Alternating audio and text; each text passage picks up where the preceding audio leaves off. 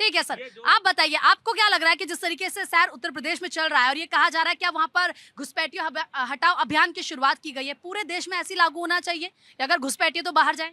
बिल्कुल होनी चाहिए।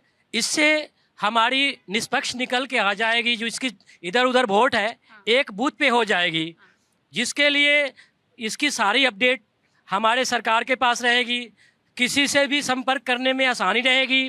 और रही बात कि जो घुसपैठियों की, तो घुसपैठिया एकदम सडनली एक ही बार में नहीं आए होंगे और ये कोई टेलीफोन करके नहीं आते हैं, ये किसी ना किसी रास्ते आ जाते हैं। सरकार भी इस पे, किसी का भी सरकार रही होगी और इस माध्यम से घुसपैठियों पे रोक लगेगी और हमारी लोकतंत्र में मजबूत बनेगी। अगर आ गए घुसपैठिए और पता चलता है कि भाई 8 साल में है, 10 साल में है, 12 साल में है, 15 साल में है, तो अगर अब उनको बाहर निकालने का रास्ता निकाला जा रहा है तो उस पर तो किसी को आपत्ति नहीं होनी चाहिए, सभी राजनीतिक पार्टियों को आगे आना चाहिए। एक और सवाल, एसआर को लेकर कह रहे हैं कि भाई जो बीएलओज हैं वो आत्महत्या करें, वर्कलोड इतना ज्यादा है, तो भाई बीएलए की भी तो कुछ भूमिका है ना, राजनीतिक पार्टियों की भी कुछ भूमिका, क्यों नहीं आगे आते सब मिलकर, भाई हम वर्कलोड कम कर देते हैं, मिलकर काम करते हैं। बिस्मिल्लाहिर्रहमानिर्रहीम। जय हिंद, वंदे मातरम, भारत माता की जय। मैंने अभी उत्तर प्रदेश के जो हमारे पूर्व मुख्यमंत्री हैं और राष्ट्रीय अध्यक्ष हैं सपा साहब अखिलेश जी का मैं बयान सुना था मैंने, तो वो कह रहे थे ऐसा नहीं हो रही, एनआरसी हो रही है। विपक्ष को ये नहीं पता कि एसआई हो रही है या एनआरसी हो रही है, ये कन्फ्यूज है। इनको आम और अमरूद तो पता ही नहीं है कि आम क्या अमरूद क्या है। जो पार्टी एसआई और एनआरसी में फ़र्क नहीं कर सकती, जनता की सेवा क्या करेगी, क्या वोट बनवाएगी, क्या वोट कटवाएगी और क्या सरकार का समर्थन करेगी। इनको तकलीफ क्या है, 12 राज्यों में एसआई हो रहा है, मात्र 2 राज्यों से आवाज़ उठ रही है, उत्तर प्रदेश से और पश्चिम बंगाल से। वो क्यों उठ रही है? बाकी जो 10 राज्य हैं वहाँ पे क्या एसआई नहीं हो रही? क्या हो रही है? वहाँ पे क्या कांग्रेस नहीं है क्या? वहाँ पे क्या इंडिया गठबंधन नहीं है क्या? वहाँ भी है। क्यों वहाँ दर्द यहाँ क्या हो रहा है कि अब इनके जो वोट थे ना, फर्जी वोट पड़ते थे, वो हटने वाले हैं, वो जाने वाले हैं, वो अब कैद में बंद हो गए और भारत सरकार उनको समुद्र पार करके भेजेगी। तकलीफ इनको ये है, तकलीफ ऐसा से नहीं है, तकलीफ जो इनके वोट हैं, जो बंधुआ मजदूर थे इनके, जो रोहिंग्या। आप ये कह रहे हैं कि जो घुसपैठिए हैं वो इन पार्टियों के वोट हैं और इसीलिए इनको इतनी ज्यादा आपत्ति हो रही है। क्यों आ रही है ना, मुझे बताओ ना।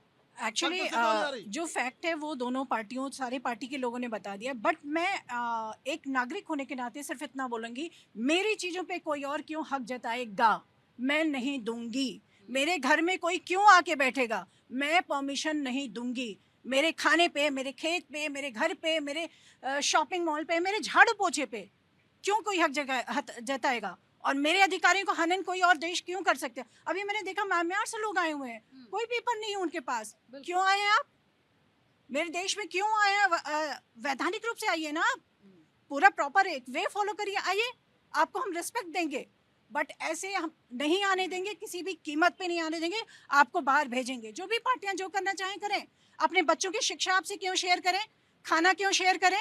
आप जो अनपढ़ हमारे घर की सरकार है, सॉरी जनता है, उससे वो अगर झाड़ू पोछा करना चाहती है वो भी हक आप छीन रहे हो, कूड़ा उठाना चाहती है वो भी हक छीन रहे हो, आप कबाड़ बेचना चाहती है वो भी हक छीन रहे हो। आप हो कौन? आप हो कौन जो हमारी जनता के अधिकार छीन रहे हो? बिल्कुल नहीं चाहिए आप हमारे देश में। लीगल तरीके से आएंगे तो देश में स्वागत होगा, लेकिन इलीगल तरीके से आएंगे तो जाना होगा। और सबसे बड़ी बात ये नहीं है कि आप सिर्फ हमारे संसाधन पर डाका डाल रहे हैं, ये देश की सिक्योरिटी के लिए भी तो एक बहुत बड़ा खतरा है ना। देखिए मैडम, हम यहाँ पे 10 कैंडिडेट डिबेट में है और आपका यही क्वेश्चन है कि क्या घुसपैठिए देश में रहने चाहिए या नहीं रहने चाहिए। 10 के 10 हम इस बात पे सहमत है, और हम 10 ही नहीं, मैं पूरे हिंदुस्तान के 150 करोड़ लोगों की तरफ से आपको ये कहना चाह रहा कि हिंदुस्तान में कोई भी आदमी इस बात पे सहमत नहीं कि इस देश में घुसपैठिए रहे। और ये इसी देश में नहीं, अगर कोई दूसरे देश का भी है, दूसरे देश का वहां पे कोई घुसपैठिए आ गया तो उस देश का भी आदमी एग्री नहीं हुआ। रही बात एसआईआर की जो प्रोसेस की बात हो रही, चूंकि मैं शिक्षक नेता के रूप में भी काम कर रहा, बीएलओ की बात हो रही, भाई एसआईआर का जो प्रोसेस हो रहा और उसमें जिस तरीके का बर्डन कर्मचारियों के ऊपर है, और खास तौर से मैं आपको एक बात बताऊं, ये जो बीएलओ की ड्यूटी है ये सारे के सारे शिक्षक कर रहे हैं,